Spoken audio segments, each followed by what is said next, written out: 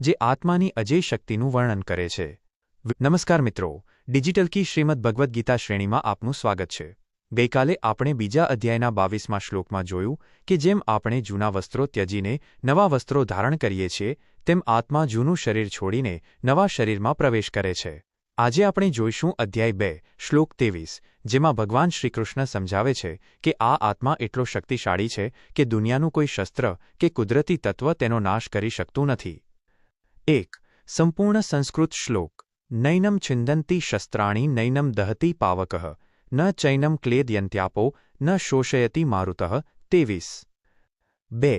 સરળ ગુજરાતી અર્થ। શ્રી ભગવાન બોલ્યા, આ આત્માને શસ્ત્રો કાપી શકતા નથી, અગ્નિ આને બાળી શકતો નથી, પાણી આને ભીંજવી શકતું નથી, ગાળી શકતું નથી અને પવન આને સૂકવી શકતો નથી।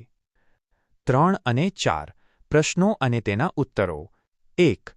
આત્મા પર શસ્ત્રોની શું અસર થાય છે? જવાબ: નૈન છિંદંતી શસ્ત્રાણી, શસ્ત્રો તેને કાપી શકતા નથી। 2.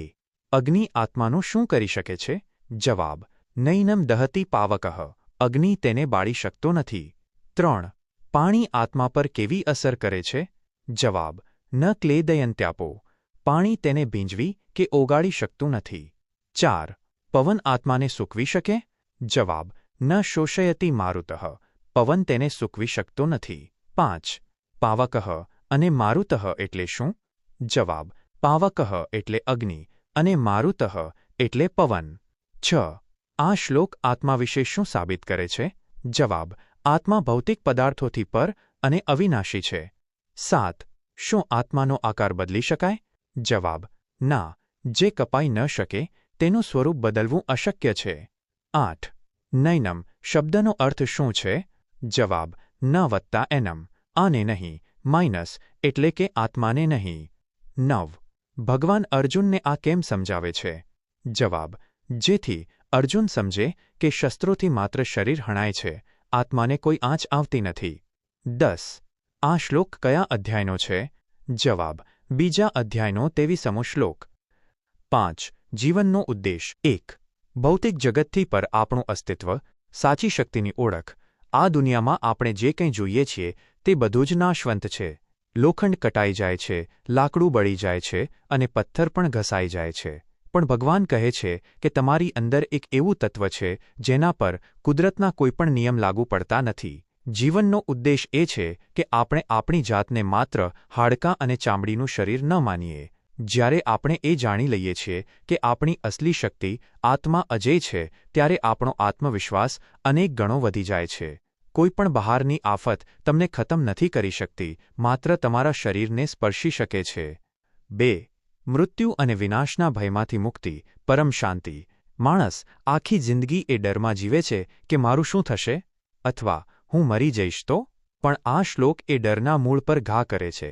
જો અગ્નિ બાળી ન શકે અને શસ્ત્ર કાપી ન શકે તો પછી મૃત્યુ એટલે શું? મૃત્યુ એ માત્ર શરીરનો અંત છે, તમારો નહીં। જીવનનો ઉદ્દેશ એ હોવો જોઈએ કે આપણે આ ગહન શાંતિનો અનુભવ કરીએ। જે માણસ એ સમજી જાય છે કે તેનું સત્ય અવિનાશી છે, તે ગમે તેવી ભયાનક પરિસ્થિતિમાં પણ હસતો રહી શકે છે। આ જ્ઞાન આપણને માનસિક રીતે લોખંડી બનાવે છે। 3.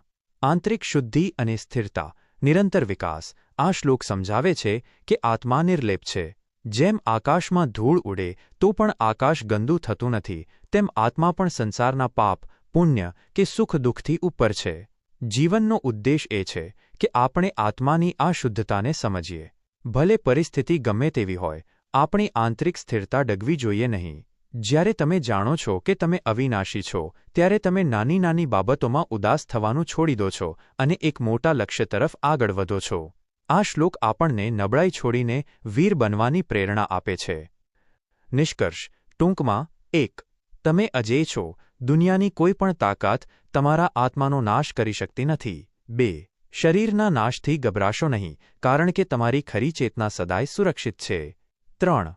તમારી અંદર રહેલી આ અવિનાશી શક્તિને ઓળખીને નિર્ભય બનીને જીવો।